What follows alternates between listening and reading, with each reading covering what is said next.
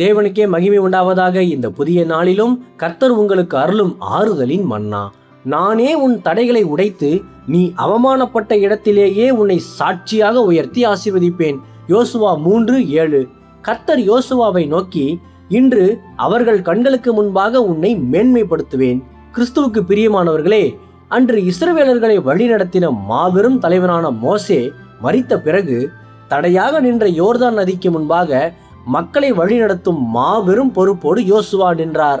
அந்த பயங்கரமான சூழ்நிலையில்தான் அவனை சமஸ்த இஸ்ரவேலர் கண்களுக்கு முன்பாகவும் உயர்த்துவேன் என்று கர்த்தர் மிக தெளிவாக வாக்குத்தத்தம் அளித்தார். மனிதர்களுடைய திறமையினாலோ அல்லது தகுதியினாலோ ஒருபோது மேன்மை வருவதில்லை. அது தேவனிடம் இருந்தே நேரடியாக நமக்கு கொடுக்கப்படுகிற உன்னத ஆசீர்வாதமாக இருக்கிறது.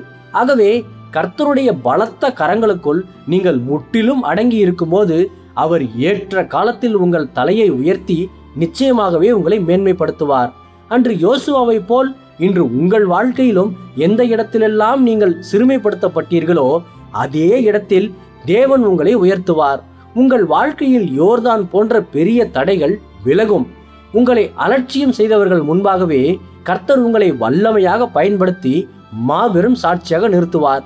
கர்த்தர் தாமே இந்த வார்த்தைகள் மூலமாக இன்று உங்களை ஆறுதல் படுத்தி ஆசீர்வதிப்பாராக.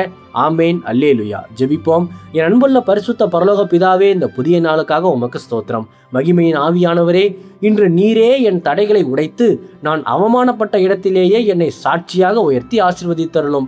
இன்று பிறந்த நாள், திருமண நாள் கொண்டாடும் உமது பிள்ளைகளின் இந்த புதிய ஆண்டை உமது நன்மை கிருபையால் முடிசூட்டி ஆசீர்வதியும். பிதாவே, இயேசுவின் வருகையில் நான் அவரோடு எடுத்துக்கொள்ளப்படும்படி என்னை தகுதிப்படுத்தும், தயார்படுத்தும். இயேசுவின் நாமத்தில் ஜெபிக்கிறேன் எங்கள் நல்ல பிதாவே. ஆமேன். மாரநாதா.